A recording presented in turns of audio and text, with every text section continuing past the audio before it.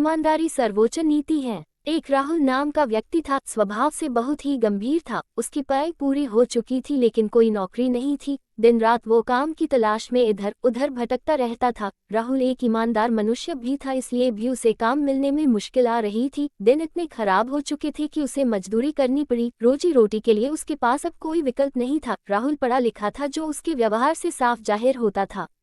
एक दिन एक सेठ के घर राहुल मजदूरी कर रहा था। सेठ का ध्यान राहुल के ऊपर ही था। सेठ को समझ आ रहा था कि राहुल एक पढ़ा लिखा समझदार लड़का है, लेकिन परिस्थिति वश उसे ऐसे मजदूरी के काम करना पड़ रहा है। सेठ को अपने एक विशेष काम के लिए एक ईमानदार व्यक्ति की जरूरत थी। उसने राहुल की परीक्षा लेने की सोची।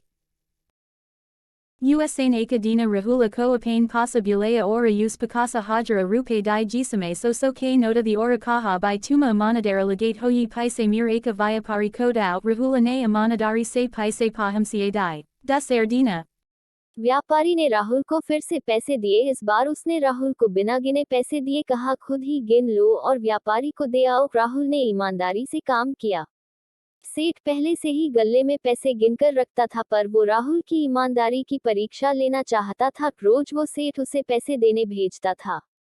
राहुल की माली हालत तो बहुत ही खराब थी। एक दिन उसकी नीयत डोल गई और उसने 100 रुपए चुरा लिए, जिसका पता सेठ को लग गया, पर सेठ ने कुछ नहीं कहा। फिर से राहुल को रुपए देने भेजा। सेठ के कुछ न कहने पर राहुल की हिम्मत बढ़ गई। उसने रोजाना चोरी शुरू कर दिया। सेठ को उम्मीद थी कि राहुल उसे सच बोलेगा, लेकिन राहुल ने नहीं बोला। एक दिन सेठ ने राहुल को काम से निकाल दिया। वास्तव में सेठ अपने जीवन का एक सहारा ढूंढ रहा था। उसकी कोई संतान नहीं थी। राहुल को भोला भाला जानकर उसने उसकी परीक्षा लेने की सोची थी। अगर राहुल सच बोलता तो सेठ उसे अपनी दुकान सौंप देता।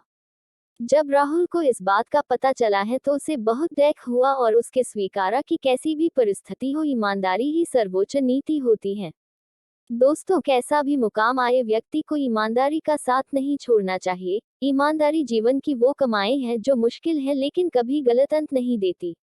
मेरा ही एक उदाहरण आपको देती हूँ। जब मैंने ब्लॉगिंग का काम शुरू किया तो मैं अपनी हर गलती अपने बॉस को बता देती थी। मैंने उनसे डांट के डर से कभी कुछ नहीं छिपाया।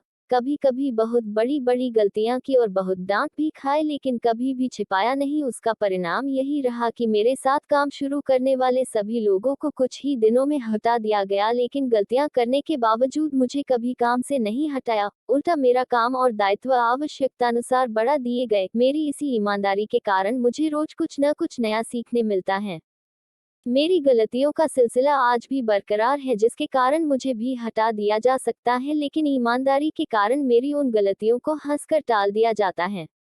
मेरे जीवन अनुभव के आधार पर मैं आप सभी से कहूंगी कि ईमानदारी सर्वोच्च नीति, honesty is the best policy in Hindi है। आप सभी को प्राण लेना चाहिए, कैसी भी परिस्थिति हो, लेकिन ईमानदारी का दामन कभी ना छोड़े।